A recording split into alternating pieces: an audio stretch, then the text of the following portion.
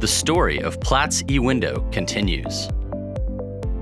After the initial launch of the eWindow communications tool in Asia in 2007, the teams from Platts and Intercontinental Exchange brought the technology to Europe in 2008 and ultimately the US in 2009. At the time, the idea of combining electronic trading and price assessment was unusual and still is to this day. It's pretty unique in terms of a process, a market on close on a platform where the assessment process are firm bids and offers, actionable bids and offers, and transactions riding on a regulated market. Whereas ICE is providing the technology, we're providing the regulated market, whether it's OTC or futures, and then Platts acts as the assessor on top of that market. It's true, in the early launches, we'd bring bottles of champagne to the office, and as soon as that MOC was over and all the orders went away, boom, we'd crack a bottle of champagne and bring it out to the floor and share it with everybody. 10 years later, when I do look back, I often think of Charles Dickens' words, "It was the best of times, it was the worst of times." We had some unbelievable challenges, some unbelievable fun. It was just such an experience. But really the bottom line is, we were successful. I was the crude oil manager when we introduced cash BFOE in June 2008. And that was quite an experience because we hadn't experienced eWindow yet in Europe. It had just launched in Asia just a few months before. And that was an interesting time trying to get the traders on board. They were quite happy just doing everything through the brokers. They were happy just matching the best price rather than actually driving their own price, showing their bid increasing, their offer coming down, incrementally proving every price step. And that, I think, was slightly outside of the comfort zone of some.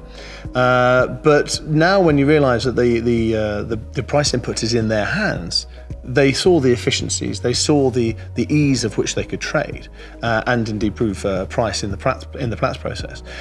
So it was a very exciting time. I think we both felt like we had one chance with the traders. You know, they don't have a lot of patience if you don't get it right. And we also weren't sure to what extent the traders were going to embrace, even though electronic trading, the trend was there.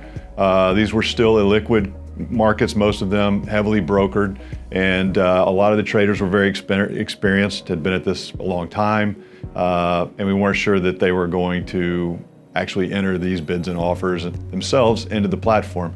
So as I recall, we designed and built some pretty elaborate functionality for the brokers and editors to enter bids and offers on behalf of the traders, thinking that's how we were going to get traction, and that functionality ended up being used very little, and we were pleased to see a pretty quick adoption rate by the traders putting the bids and offers in and transacting themselves.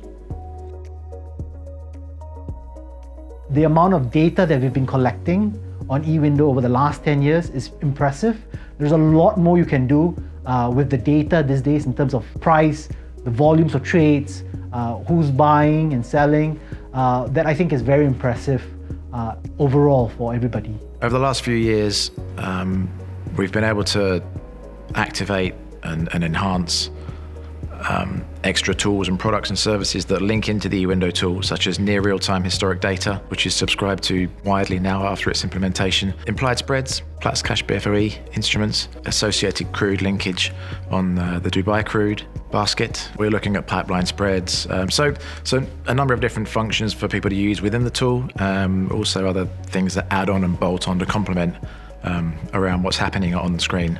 Things we really didn't bank on at the time. And it always surprised me that the mid office and the back office of the trading companies and the brokerages were almost even more enthusiastic about this than the front office of traders were, and then we were, because it generated like amazing structured data trade flows that would help them with their monitoring processes and their oversight processes in the companies themselves. So we suddenly had a wave of appreciation and enthusiasm from risk officers that was at once a really surprising thing, because if you've seen an excited risk officer, it's a really strange thing to see. As regulation of financial markets and commodity markets has increased, and obviously the oversight within those markets has increased, so all of the teams within the companies that participate in the process do have access to that data and also are able to understand and see where their companies are participating. We continue to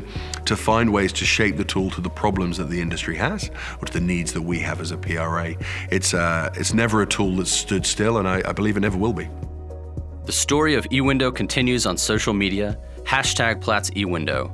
I'm John Laurent Tranche, Market Engagement Manager for S&P Global Platts. Thanks for watching.